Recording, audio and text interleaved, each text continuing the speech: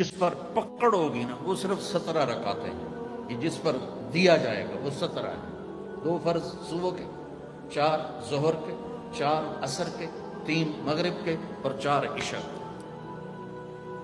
اتنی کر لو پابندی تو اللہ آگے بھی چلا دے گا، پھر انشاءاللہ تہجد بھی پڑھو گے۔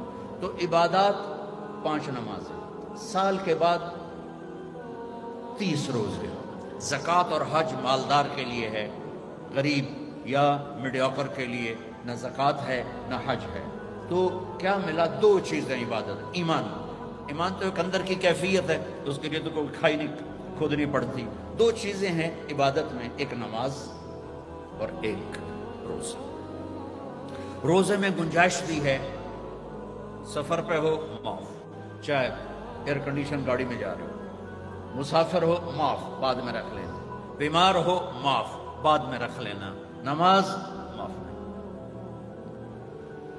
مجھے ہارٹ اٹیک ہوا تو مجھے ہلنے نہیں دیتے تھے، یقیناً ایسے ہوتا ہے، تو میں نماز کیسے پڑھتا تھا؟ لیٹ اللہ اکبر، اور جب رکوع کرنا ہوتا تو بس آنکھ کا اشارہ ایسے کر دیتا، جب سجدہ کرنا ہوتا تو تھوڑی سی گردن نیچے جھکا دیتا تھا۔ میرا اللہ کہتا ہے قبول ہے، لیکن چھوڑنی نہیں ہے۔